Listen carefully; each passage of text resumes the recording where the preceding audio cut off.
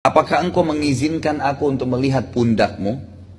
Maka Nabi SAW mengatakan silakan. Dibuka baju Nabi SAW, di pundak sebelah kanannya itu ada seperti daging yang muncul, berbentuk seperti hati, itu dikerumuni dengan bulu-bulu tebal, lebat. Semua Nabi punya itu. Itu namanya simbol kenabian. Di pundak sebelah kanan, daging seperti muncul, warna merah, dipenuhi dengan bulu, dan itu semua Nabi punya itu. Waktu pendeta ini lihat, langsung dia kaget dan mencium Nabi SAW.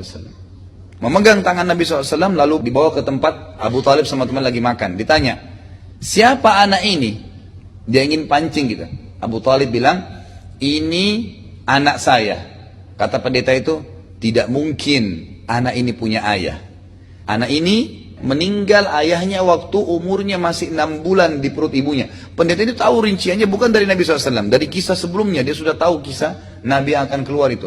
Ayahnya meninggal waktu masih umur 6 bulan di perut ibunya. Ibunya meninggal pada saat dia umur 6 tahun. Disebutkan kisah Nabi SAW. Lalu Abu Talib heran. Dari mana anda tahu? Langsung dia mengatakan, anakmu ini akan menjadi Nabi nanti. Bawa pulanglah dia ke Jazirah Arab. Karena kalau orang Yahudi tahu dia keluar dari orang-orang Arab, maka pasti akan dibunuh. Karena orang Yahudi tidak mau Nabi terakhir dari turunan orang Arab. Maunya dari Bani Israel. Dan sudah pernah saya sebutkan sebenarnya sumbernya satu, Nabi Ibrahim AS. Nabi Ibrahim punya 2 orang istri, Sarah dan Hajar. Sarah punya Ishak dan Hajar punya Ismail. Nah, dari Ismail ini turun Nabi Muhammad SAW. Nah, dari Ishak ini ada Yakub. Yakub ini nama lainnya dia Israel. Jadi Israel itu namanya Nabi Yakub sebenarnya sekarang, dipakai sama mereka. Kalau dikatakan Bani Israel berarti keturunannya Nabi Yakub. Nabi Yakub punya anak Yusuf, ada kemudian Musa, Daud, Sulaiman, Isa. Ini semua dikenal dengan nabi-nabi Bani Israel.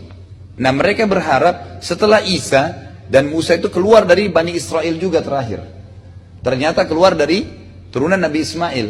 Dan orang-orang Yahudi tidak mau masuk Islam hanya karena fanatisme buta. Kejahilan. Kalau anda tanya orang Yahudi kenapa tidak beriman, mereka bukan mengatakan Islam tidak benar. Karena Muhammad itu keluar dari turunan Ismail. Ismail itu ibunya dulu Hajar. Hajar itu bekas budak. Fanatisme yang tidak perlu gitu.